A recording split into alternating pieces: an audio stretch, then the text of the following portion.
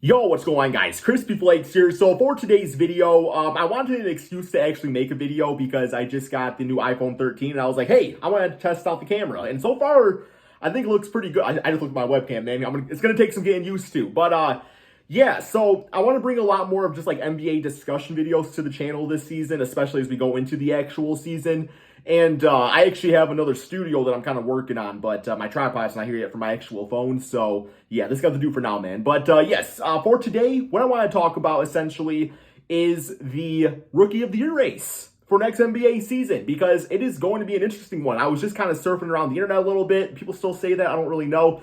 And basically one of the questions was, is the Rookie of the Year race, is it already down to two people? That being, Cade Cunningham and Jalen Green. So we are going to be focusing heavily on those guys through this video. Also with the knowledge and I guess the awareness that, yes, I do think that guys like Scotty and Mobley and all those types of dudes can also, put a running into it, because it always seems like there's that one guy every single season that just kind of catches everybody off guard. Sometimes it's a lottery pick, sometimes it's not. Just somebody where you're like, wow, like that guy panned out. I think last year that person was Tyrese Halliburton. Like Tyrese Halliburton absolutely went off for the Sacramento Kings. So I recognize there's going to be guys like that this NBA season too, as we go into it. But yes, so Cade Cunningham, Jalen Green. I'm going to do this in a non-biased way, by the way, man, just because you all know I'm a Piston fan. So I also still recognize just how great Jalen Green is. Over on the second channel, Extra Crispy, I just did a reaction to the top 100 NBA players by ESPN, and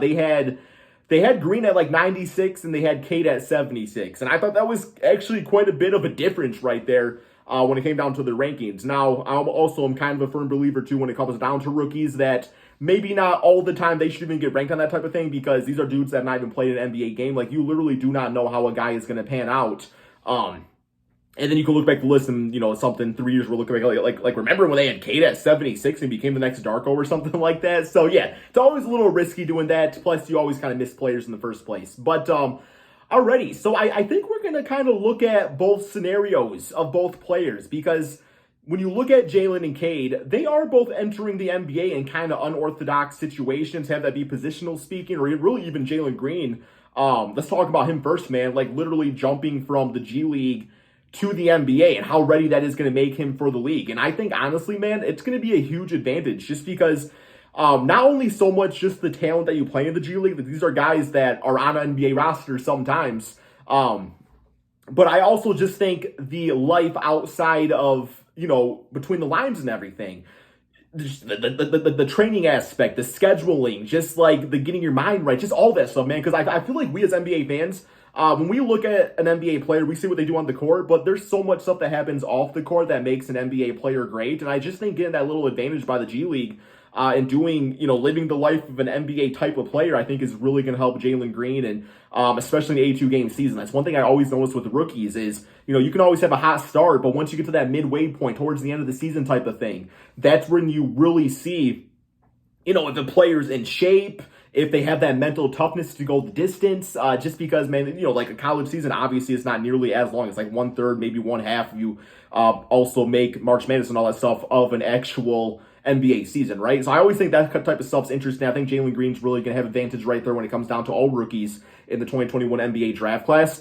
But beyond that, let's look at his situation on the Houston Rockets. So right now, as it stands, there's going to be two scenarios of how it plays out. He's either going to be playing the small forward position because, if John Wall ends up playing for the Houston Rockets, I hope that he ends up going to a different team before the season starts. Not because he's a bad player, just because the fit obviously is not really there all that much, right? So, you have that aspect of it. Where one lineup could be John Wall, Kevin Porter, then you have Jalen Green at the 3. Now, there's no question in my mind that Jalen can play the 3 spot. Maybe a little concerned defensively just because he is kind of a smaller framed player at the moment. He has not really built out his full NBA body yet. So, little concerned about that. Or you look at the other side of the spectrum and you're like, okay, well, say John Wall gets traded for something. I don't really know what that something is at this point, or a buyout. Let's just assume a buyout just to make things easier with the roster.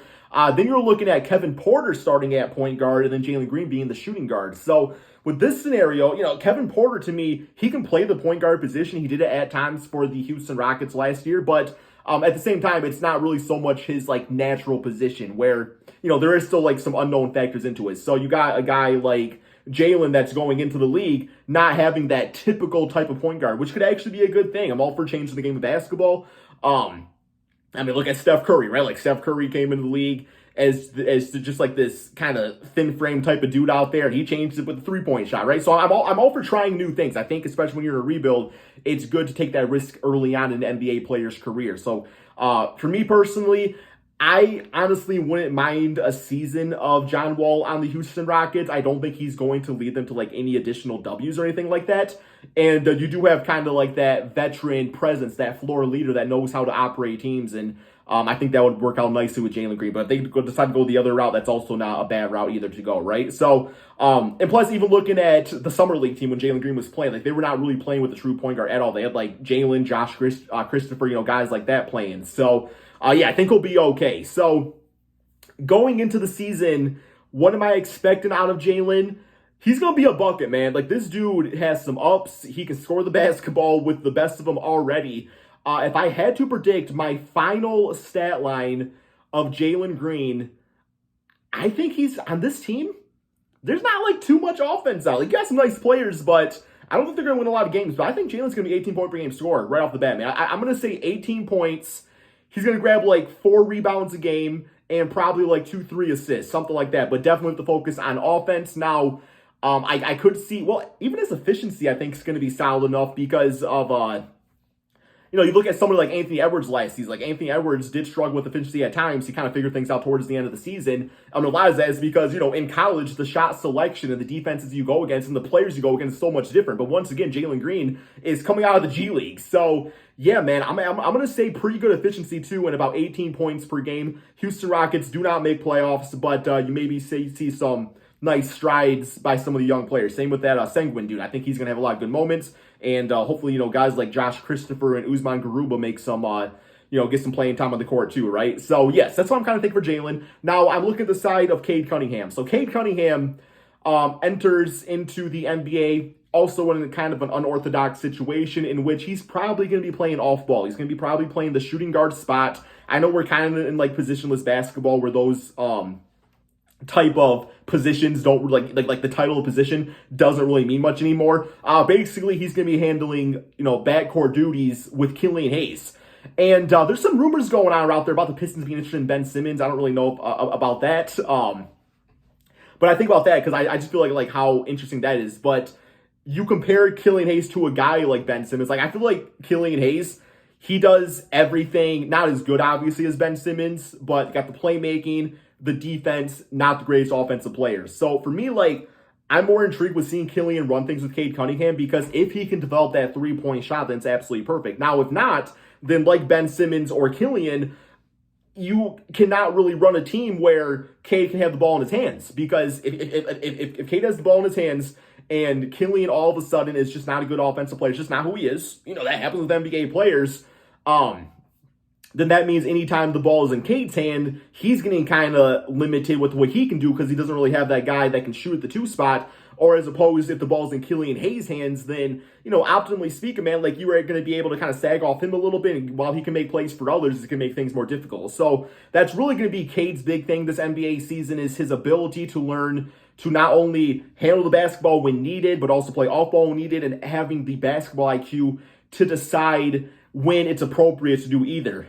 As far as the rest of the roster goes, and you guys got guys like Sadiq Bey, Jeremy Grant, Isaiah Stu, which are going to make things, even getting Kelly Olynyk, a sharpshooter, is going to make things easier for Cade when the ball's in his hands. It just makes me nervous when the ball is not in his hands and all that stuff. I'm kind of seeing how that all operates. But I think when it comes to Cade this season, he's going to have a good year.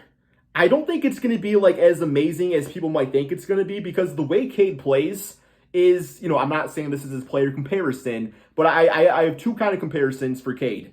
When the ball's in his hands, I could see him being a lot like a Luka Doncic. I'm not talking about skill-wise. I'm talking about tempo-wise and, kind of that slower player. These are the basketball IQ and kind of, picks his poisons out there. What's he going to do, man? Like, how is he going to operate the offense and everything? So I kind of see that with him. Or I guess when he's playing off ball, you might make a comparison of somebody like a Paul Pierce, who is also kind of a slower player that could catch and shoot and everything like that and, ISO at times. But I think with Cade, my stat line prediction Scoring-wise, he's going to have some good nights where the three ball's going. He's also going to have some nights where maybe it's not going in as much, or they can't get the rhythm of the offense. So I'm going to say stat-wise on the season for Cade Cunningham, 14 points, 6 rebounds, and I'm going to say 6 assists per game. Maybe he might be able to get up to 15, 16 points, but I think 14 points is kind of a safe place to stay with him.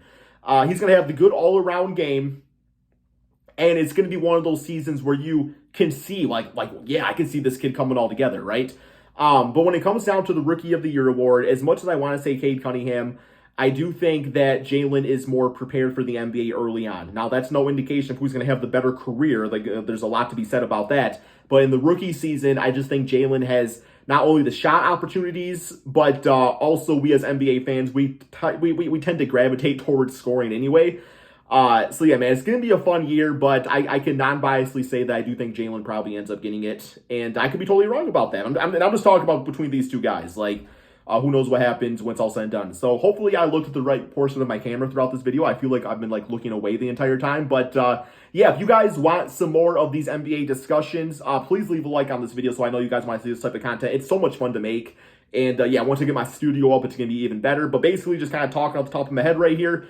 That's what basketball is all about, right, man? Just having your opinion and stating it. So thank you all so much for watching. Be sure to drop that like, subscribe if you're new to the channel, and peace out, my friends.